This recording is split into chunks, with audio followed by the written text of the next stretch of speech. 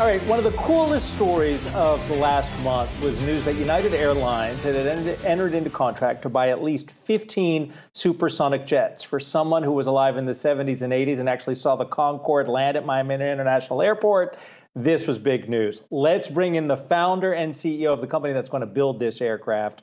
Blake Scholl is Boom Supersonic CEO. Good to have you here. I'm a little disappointed that I got to wait till 2029 to fly on this plane, but top speed, as you anticipated, will be Mach 1.7.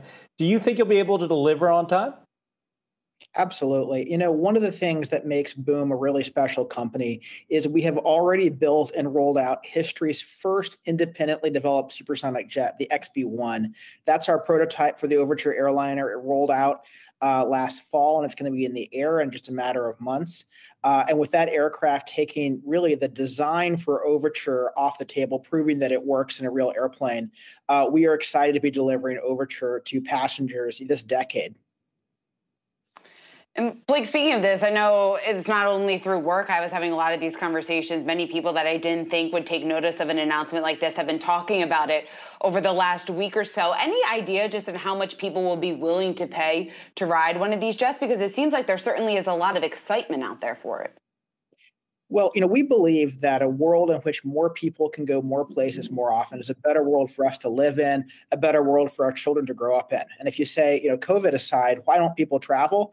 Well, it's because flights take too long. They cost too much money. They're too inconvenient, and we worry about the sustainability. So we want to build a future in which flights are faster, more affordable, more convenient, more sustainable. And with Overture, there's a 75% reduction in cost versus Concorde, designed half a century ago. So we're looking to bring down the prices of high speed so more people can benefit from this.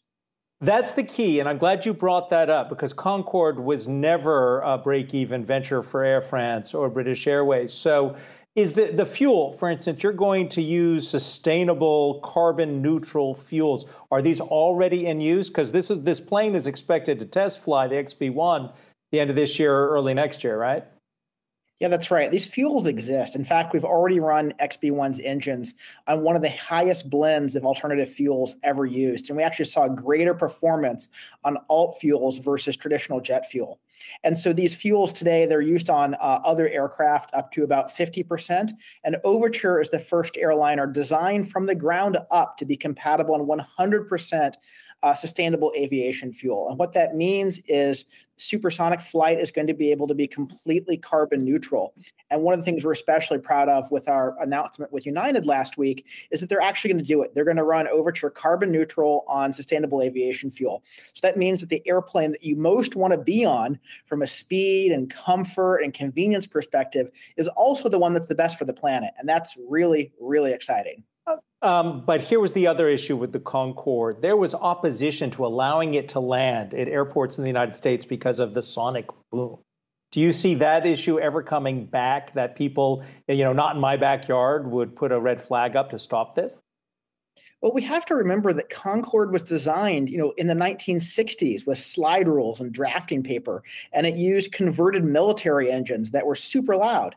And today we've got huge advancements in airplane technology. For example, Overture runs with modern, quiet, efficient engines that we're building together with Rolls-Royce. And what that means is around an airport, this isn't going to be any louder than today's latest generation subsonic aircraft. So this is something that I think, airport communities around the world are going to be very excited to have because there's no net new increase in noise and an incredible capability to get around the planet faster. So Blake, you have this deal with United. Are you in talks with any other legacy airliners about a similar type deal anytime soon? Well, this is something that appeals to international airlines, most valuable passengers. It's an incredible new capability. It's the first real speed up in air travel that we've had since the 1950s and 60s in a mainstream way. And ultimately, this is something that every international airline is going to need to be competitive. So lots of airlines around the planet are interested in supersonic.